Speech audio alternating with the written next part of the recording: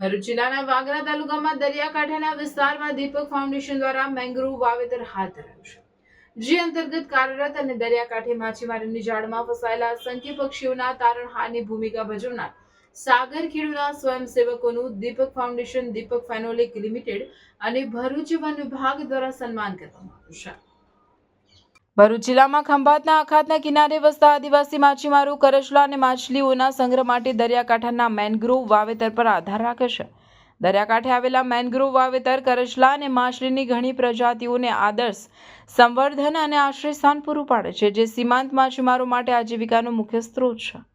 આ માછીમારો દરિયાકાંઠાની જૈવ વિવિધતા વિશેની માહિતીનો ભંડાર છે, જે કાદવવાળા વિસ્તારોમાં અગમ્ય પરિસ્થિતિઓને કારણે અવગણવામાં આવે છે. ત્યારે દીપક ગ્રુપના રિસ્પોન્સિબલ કેમિસ્ટ્રીના ઉદ્દેશ્ય સાથે સંરેખિત દીપક ફાઉન્ડેશને દીપક ફેનોલિક લિમિટેડના સમર્થન સાથે ભરૂચ જિલ્લાના વાગરા તાલુકામાં 100 એકર દરિયાકાંઠાના વિસ્તારમાં મેંગ્રોવ વાવેતર હાથ ધર્યું છે. વાવેતર ઉપરાંત ગ્રામજનોના જ્ઞાનનો ઉપયોગ કરીને વાગરા તાલુકાના દરિયાકાંઠાના જૈવ વિવિધતાનું દસ્તાવેજીકરણ કરવામાં આવી રહ્યું છે, જ્યાં માછીમારો તેમને મળતી વિવિધ દરિયાકાંઠાની જૈવ વિવિધતા વિશે માહિતી પૂરી પાડે છે. આ માટે સાગર ખેડૂત તરીકે ઓળખાતા 23 દરિયાકાંઠાના ગામ સ્વયંસેવકોનું નેટવર્ક બનાવ્યું છે. છેલ્લા 1 વર્ષમાં દેશના પ્રથમ દરિયાકાંઠાના સ્વયંસેવકોના નેટવર્કે 75 પ્રજાતિઓનું દસ્તાવેજીકરણ કર્યું છે, જેમાં 6 પ્રજાતિઓ સામેલ છે, જે IUCN રેડ લિસ્ટ શ્રેણીઓ હેઠળ સૂચિબદ્ધ છે. આ સ્વયંસેવકો ફક્ત જૈવ વિવિધતાનું દસ્તાવેજીકરણ કરી રહ્યા નથી, પરંતુ તેઓ દરિયાકાંઠે માછીમારીની જાળમાં ફસાયેલા અસંખ્ય પક્ષીઓના તારણહારની ભૂમિકા પણ ભજવી રહ્યા છે. સાગર ખેડૂના 8 સ્વયંસેવકોએ માછીમારીની જાળમાંથી 11 પક્ષીઓને બચાવ્યા અને મુક્ત કર્યા છે.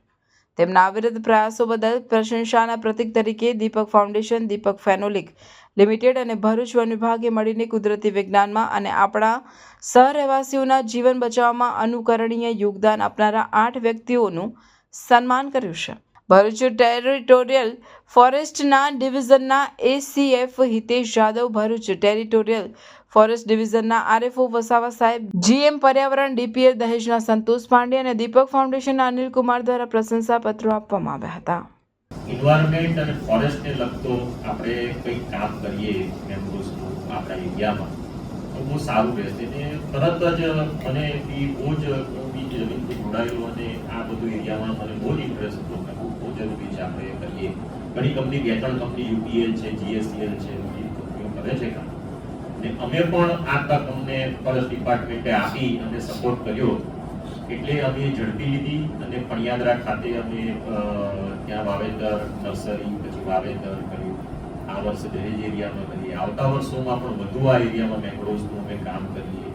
સાથે સાથે જે કહેવાય છે ને બાય પ્રોડક્ટ, જે આ સ્પીસીસની વાત કરી, મેંગ્રોવ્સનું પ્લાન્ટેશન એક અલગ હેતુ માટે હતું, પણ એ સાથે એની જે જીવો છે, એને કનેક્ટેડ જીવ છે, દરિયાઈ જીવો છે, વેટલેન્ડ છે, ગ્રાસલેન્ડ છે, એના પશુ પંખી, જળચર પ્રાણીઓ છે, આ બધાનું લાઈવ ત્યાં છે, જિંદગી છે, એને કેવી રીતે આપણે એને એક રેકોર્ડને રૂપે અને એને કેવી રીતે બચાવી શકીએ, એને ગ્રોથ કરી શકીએ, એનું ધ્યાન રાખી શકીએ અને ત્યાંના લોકલ લોકોને એના વિશેનું જ્ઞાન આપી શકીએ.